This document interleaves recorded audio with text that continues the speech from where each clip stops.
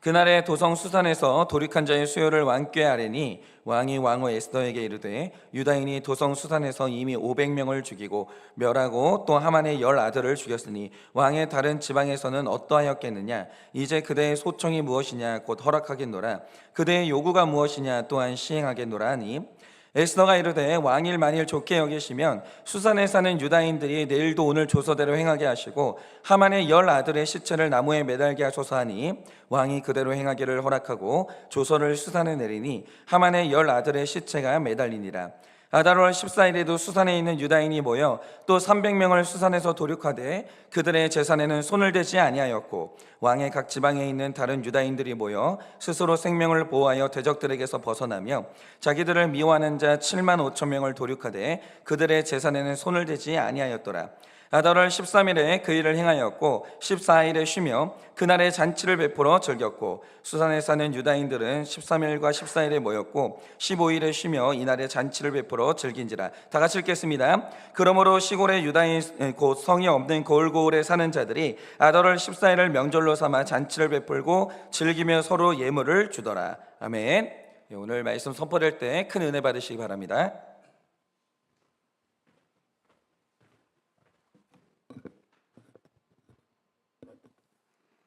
할렐루야. 네, 오늘도 말씀으로 승리하시는 하루 되시길 바랍니다. 제가 지금은 이제 완치가 되었지만 이제 아주 어렸을 때부터 중학교 시절까지 오랫동안 앓고 있던 병이 하나가 있었는데요. 바로 과민성 대장 증후군이라는 병이었습니다. 스트레스를 받거나 날씨가 추워지면 어김없이 배가 그렇게나 많이 아팠었습니다. 이런 병을 가지고 있던 제가 이제 초등학교 고학년이 된 이후에 부모님께서 이제 학원을 하나 보내주셨는데요. 이 학원은 이제 스포츠를 가르치는 학원이었어요.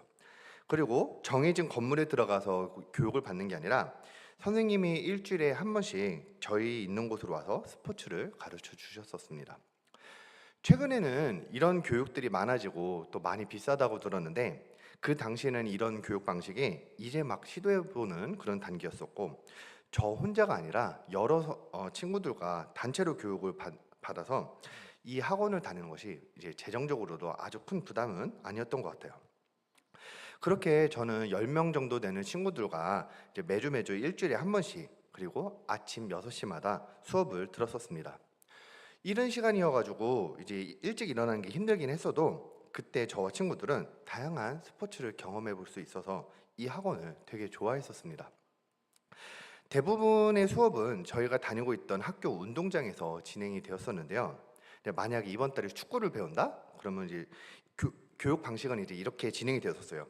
총 2시간의 수업 가운데 처음 1시간은 축구공을 가지고 드리블도 하고 패스 훈련도 하고 체력을 기르기 위해서 운동장을 돌기도 해요. 그렇게 기초 체력과 기본기 훈련이 끝나면 친구들끼리 팀을 나눠서 축구 경기를 합니다. 저를 비롯한 모든 친구들은 지루한 이 훈련의 시간은 이제 너무 싫어했지만 훈련 뒤에 1시간 동안 신나게 스포츠 경기를 하는 이 시간만큼은 너무너무 좋아했었어요. 문제는 이제 더운 여름이면 괜찮은데 가을이나 겨울이 되어서 날씨가 차가워지면 저는 어김없이 배가 아파지는 겁니다. 그래서 기본기 훈련을 하는 6시에는 배가 아파서 평소에 하기 싫어했던 기본기 훈련과 체력 훈련을 안 하고 가만히 앉아 통증이 가라앉기를 기다렸습니다. 그런데 기본기 훈련과 체력 훈련이 끝날 때쯤인 한 7시쯤이 되면요, 해가 뜨기 시작하고 날씨가 풀리면서 배가 안 아파지는 겁니다. 그러면 저는 이제 안 아파졌다고 신나게 다시 스포츠 경기를 하기 시작하는 겁니다.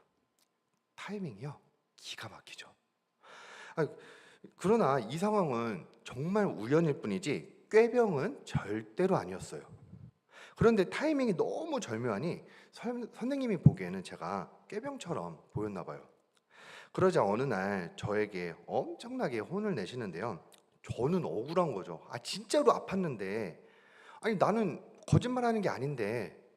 그런데 그때 일을 다시 한번 생각을 해보면요, 저는 잘못이 전혀 없는가? 아니에요. 눈치가 너무 없는 겁니다.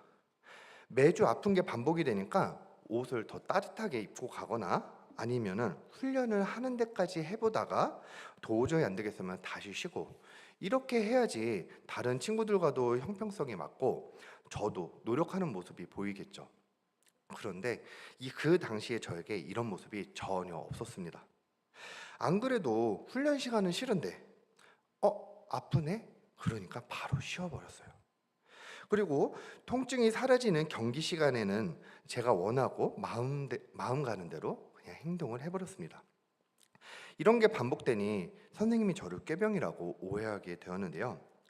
여러분, 제가 이때요 정말 아팠었어요. 꾀병이 아니라 정말 아팠고 선생님을 속이려고 한 게 아니었었어요.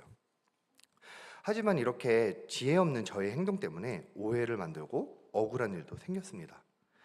초등학교 시절 어린 나이였지만 지혜가 없어도 너무 없었던 거예요. 그러면 이제 성인이 된 우리는 어떨까요? 애초에 목적은 정말 순수하고 악의가 없었지만 지혜 없는 나의 행동 때문에 오해를 사고, 때로는 지혜 없는 나의 행동 때문에 순수했던 목적과 다르게 스스로 죄의 길로 가기도 합니다. 악의가 전혀 없었더라도 내 행동을 관리하는 지혜가 없다고 하면 오해를 사게 되는 우리가 어떻게 해야지 내 언행을 잘 관리할 수 있는지, 그 말씀을 통해서 같이 함께 보려 갑니다.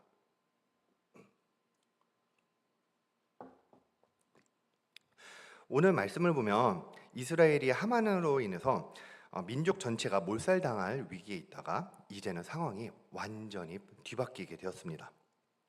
처음에는 하만을 통해 내려진 조서 때문에 자신을 죽이려고 하는 사람들의 움직임이 보였어요. 나를 죽이려는 원수가 누군지 알게 되었어요. 그런데 상황이 바뀌고 나서 나를 죽이려고 했던 원수들을 처단할 수 있게 되자 곧바로 실행에 옮겼습니다. 오늘 본문 말씀 16절 3방절을 쉬운 성경 버전으로 함께 보겠습니다. 다른 지방의 유다인들도 모여서 자기 생명을 지키고 원수들을 물리쳤습니다. 원수를 물리쳤대요. 그 목적이 단순합니다. 자기 생명을 지키려고 하는 그 목적이었었어요. 복수심이나 내 이득을 위해서가 아니라 내 민족과 내 생명을 지키려는 그 순수한 목적, 그 하나만 가지고 있었어요. 그러면 원수를 물리친 뒤에 어떻게 했냐? 이어서 16절 하반절을 쉬운 성경 버전으로 함께 보겠습니다. 그들은 자기들을 미워하던 사람 7만 5천 명을 죽였습니다. 그러나 재산에는 손을 대지 않았습니다. 원수를 물리쳤는데요. 물리친 원수들의 숫자가 무려 7만 명이 넘는다고 합니다. 내가 살기 위해서 나를 죽이려고 했던 사람들을 보니까 그 숫자가 7만 명이 넘었던 거예요. 나와 민족이 살기 위해서 원수들을 물리쳤는데 그 숫자가 무려 7만 명이나 되는 거예요. 그러면 여러분 한번 생각해 보세요. 여기 7만 명이 넘는 사람들이 죽고 나면 그들이 가졌던 재산은 어떻게 해야 돼요? 일단 왕은 이 재산에 관심이 없어요. 에스더 초반을 다시 보면 하만이 아하수에로 왕에게 이스라엘 민족을 죽이고 이들의 재산을 빼앗아서 은 1만 달란트를 이제 바치겠다고 합니다. 그러니까 이 돈이 현재 가치로 6천억 정도 되는 엄청난 돈이에요. 이렇게 엄청나게 많은 재산을 준다고 하는데 아하수에로 왕의 대답은 안 줘도 된다라는 거예요. 그러니까 아하수에로의 왕은 돈에 집착하는 사람이 아니에요. 지금도 마찬가지겠죠. 지금 아하수에로의 왕은 에스더에 완전히 꽂혔어요. 에스더하고 관련되었다고 하면 나라 절반도 떼어주겠다고 하는데 이 왕이 이 재산들을 탐낼 이유가 없는 거예요. 그런데 에스더를 통해서 민족의 위기가 넘어가게 되고 그리고 수많은 원수들이 죽으면서 주인이 없는 재산들이 엄청나게 많아졌습니다. 그러면 이 재산들은요, 먼저 챙기는 사람이 주인이 되는 거예요. 이스라엘 입장에서는 땡큐인 겁니다. 나는 살기 위해서 원수를 물리쳤는데 막상 목적을 달성하고 보니까 수많은 재산을 가질 수 있는 기회가 주어진 거예요. 그런데 오늘 말씀을 보니까 이스라엘은 이 재산들을 그냥 둡니다. 아예 손을 대지도 않는 거예요. 목적을 이루고 난 뒤에는 목적했던 것 외에는 그 어느 것도 손을 대지 않는 겁니다. 만약에 이스라엘이 이 재물들을 취했다고 보죠. 이 돈이요, 원수들이 정직하게 일해서 그렇게 쌓아 올린 재산인지, 아니면 누군가에게 고리대금을 하면서 얻은 돈인지, 그것도 아니면 또 다른 누군가에게 잠시 돈을 빌려서 잠시 내가 돈을 막고 있었던 건지, 그걸 어떻게 알아요? 알 수가 없어요. 그런데 이런 돈에 걸려 있는 일에 내가 잘못 걸려들면요, 고리대금으로 생긴 분노의 화살이 돈을 따라오다가 결국 나를 향할 수도 있고, 사실 그 돈이 내가 빌려줬던 돈이라면서 싸우고 얼굴도 붉히다가 또 다른 원수를 만들 수도 있는 거예요. 그래서 내가 살겠다라는 단 하나의 순수한 목적으로 시작했던 일이 그 목적을 이룬 뒤에는 내 행동 하나를 잘못 선택해버리면 또 다른 원수가 생기는 고난이 계속해서 생기는 겁니다. 오늘 말씀에서 이스라엘 백성이 이 적용을 하는 겁니다. 내 목적을 이룬 뒤에는요, 멈추는 거예요. 멈추는 겁니다. 내 욕심을 내려놓고 아예 손을 대지 않는 겁니다. 제가 어렸을 적에 배가 아파서 통증을 가라앉히는 목적으로 쉬어야만 했어요. 지겹고 지루한 훈련 시간이 끝나고 날씨가 풀리면서 아프지 않게 되었어요. 제 목적은 이제 이루어졌습니다. 그러면 이제 제가 해야 되는 행동은 뭐냐? 다시 아프지 않게 푹 쉬면서 몸 관리를 잘 해야 되는 거예요. 그런데 지겨운 훈련이 지나갔다고, 이제 나에게 즐겁게 경기하는 시간만 남아있다고 그걸 덥석 물어버리니까 오해를 사고 진짜 아팠던 진실조차도 가려지게 되는 겁니다. 저도 이렇게 애초의 목적보다 더 달콤하고 좋아 보이는 것이 내 눈앞에 보일 때는 자꾸만 손을 대려고 하는 저희 죄성들이 있는데요. 이제 그것을 여러분들과 함께 나누려고 합니다.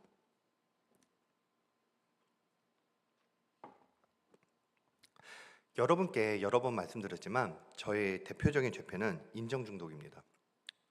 그래서 저는 자꾸만 주변 사람들과 경쟁하려고 하고 저를 드러내고 인정받고 싶어 해요. 그런데 신기한 건요, 제 경쟁 상대는 저와 같은 부교육자들이지 담임 목사님 같은 가장 높은 리더에게는 경쟁심이 전혀 없더라고요. 제 생각에는 이런 리더분이 내 인정을 좀 채워줬으면 하는 그런 사람으로 인식해서 그런지 저는 담임 목사님처럼 가장 높은 자리에 계신 리더분과는 경쟁하려고 하지 않고 반대로 개인적으로 너무 좋아하기도 하고 또 잘 따르려고 하는 편입니다. 제가 따르고 싶은 그 담임 목사님이 어느 날 저에게 한 가지를 물어보시더라고요. 앞으로 화요일마다 설교를 할 수 있겠냐고 물으셨어요. 부담이 되긴 했지만 저는 그 자리에서 바로 알겠습니다, 하겠습니다, 이렇게 대답을 드렸어요. 왜냐? 제가 그동안 담임 목사님의 사역을 쭉 지켜봤을 때 설교가 너무 많다는 생각을 했었어요. 제가 이걸 돕고 싶었어요. 목사님의 체력을 위해서. 그래서 설교를 감당하겠다고 했을 때 제 마음 안에 있는 목적은 단 하나였습니다. 내가 담임 목사님의 사역을 돕자. 그게 목적이었습니다. 그런데 막상 화요일마다 설교를 시작하고서 제 마음을 괴롭히는 것이 하나가 생겼는데요, 바로 조회수입니다. 와, 진짜 미치겠더라고요. 그러니까 사실 어느 교회든지 대부분은 부교육자의 설교 조회수가 담임 목사님의 설교 조회수보다 떨어지는 게 당연합니다. 그러니까 그거는 대부분이고 또 당연한 일들이에요. 그래서 부교육자의 조회수를 측정할 때는 그 교회의 담임 목사님 설교 조회수와 비교해서 몇 프로 정도 나오는지 이걸 보기도 합니다. 그래서 부교육자들끼리 이야기를 하면 조회수 얼마 나왔어? 이게 아니라 조회수 몇 프로 나왔어? 이렇게 묻기도 해요. 그런데 제가 평소에 알고 지내던 사역자 한 명이 있었는데요, 그분의 조회수가 정말 잘 나오는 거예요. 게다가 그분의 설교 조회수는 그 교회 담임 목사님의 그 설교 조회수하고 비교해봐도 몇 프로 차이가 안 나는 겁니다. 그런데 제 설교 조회수는 담임 목사님하고 비교했을 때 차이가 정말 많이 나거든요. 그러니까 사실 처음부터 예상은 했어요. 그리고 애초에 이제 설교를 할 때 목적은 누군가와 경쟁을 하는 게 목적이 아니라 리더십의 부담을 덜어드리는 게 그게 제 목적이었었거든요. 시작은 분명히 순수했었습니다. 그런데 내가 알고 있던 분이 조회수가 잘 나온다고 하니 몇 프로가 나오는지 찾아보기도 하고, 저도 몇 프로 정도가 나오는지 계산도 해보니까 그때부터 경쟁심이 올라오고 마음이 요동치기 시작하더라고요. 화요일만 되면 조회수가 툭툭 떨어지는데 제가 이 숫자들이 완전히 이제 매몰되더라고요. 그래서 내가 말이 느려서 그런가? 말을 빨리 해볼까? 썸네일을 내가 만들겠다고 해가지고 이제 어그로를 한번 끌어볼까? 심지어는 설교의 퀄리티를 포기해서라도 설교 시간을 어떻게 해서든지 15분 안으로 끝내볼까? 이런 생각까지 드는 겁니다. 왜냐? 저도 담임 목사님과 비교해서 제 조회수가 90%가 넘는 걸 해보고 싶거든요. 나도 90% 정도는 나오더라, 꾸준히 나오더라, 이렇게 의시되는 말도 해보고 싶고요. 이렇게 좀 자랑도 해보고 싶은 거예요. 분명히 저의 처음 목적은 리더에게 도움이 되는 것, 성도님들과 은혜를 함께 나누는 기회, 이것만으로도 제 목적은 달성했고 그게 전부였었거든요. 그런데 시간이 지나니까 더 가지고 싶은 거예요. 내가 원수를 물리치고 목적을 이루고 나니까 이제는 재물도 취하고 싶은 겁니다. 제가 오늘 말씀을 묵상하는데 제가 최초의 목적을 달성했는데 여기서 감사할 줄 모르고 조회수라는 재물에 집착하고 몰두하다 보면 저는 말씀 중심이 아니라 듣기 좋은 설교, 인기를 끄는 설교를 하기 위해서 죄는 말하지 않고 위로만 하거나 도덕적으로 옳아 보이는 설교만 시도하다가 결국 말 잃은 소금이 되겠더라고요. 지금까지 제 인생을 돌아보면 저는 한 가지에 꽂히는 일이 생긴다 그러면 그 한 가지만 보는 사람입니다. 그런 기질의 사람이라서 충분히 이런 죄를 지을 가능성이 있겠더라고요. 여러분, 우리 삶에는요, 순수하고 악의 없이 시작했더라도 목적을 이루고 난 뒤에는 보암직도 하고 먹음직도 해보이는 달콤한 유혹들이 찾아오기도 합니다. 분명히 하나님을 위해서 사역도 하고 봉사도 했는데 어느 날 주변을 돌아보면 이제는 나를 위해서 취하고 싶은 재물들이 많이 있습니다. 처음에 목자가 되고 교사가 되었을 때는 한 생명을 살리는 데 함께 하겠다고 그 순수한 목적 하나로 시작했는데 어느 날 보니까 옆에 있는 목자가 나보다 더 인정받는 것 같아서 화가 나요. 그래서 목원들이 나를 더 섬겨줬으면 하는, 그 재물들을 나에게 줬으면 하는 그런 마음들이 들기도 합니다. 분명히 처음에는 은혜를 받는 게 너무 좋아서 그 순수한 목적 그 하나로 예배도 목장도 열심히 참석을 했어요. 그런데 어느 날 보니 내가 원하는 완벽한 교회의 모습, 내가 원하는 완벽한 은혜의 모습, 내가 원하는 완벽한 목장의 모습, 이렇게 은혜라는 목적을 넘어서 내가 원하고 내가 만족하는 것들이 많아졌으면 하는 욕심이 올라와요. 완벽한 교회와 완벽한 목장이 있나요? 세상에 단 하나의 오점도 없는 그런 공동체는 없어요. 없습니다. 그런데 내 만족을 더 많이 이루기 위해서 완벽한 공동체라는 그 재물을 취하려고 하니 불평이 나오고 불만이 나오는 겁니다. 말씀 중심으로 사는 게 목적이었다면 은혜를 누리시고 그 이상의 재물을 취하려고 하지 마세요. 목적을 넘어서서 이루고 싶은 그 욕심이 바로 또다시 원수를 만들게 하는 재물인 겁니다. 여러분들은 나를 위해서 가지고 싶고 나를 위해서 손대고 싶은 재물들은 뭐가 있나요? 나에게 욕심이 되는 재물이 무엇인지, 나에게 해당하는 재물들이 무엇인지 깨달으시고 손을 대지 않는 적용으로 나아가시는 여러분들 되시길 주님의 이름으로 축복합니다. 기도하고 축도함으로 말씀을 마치겠습니다.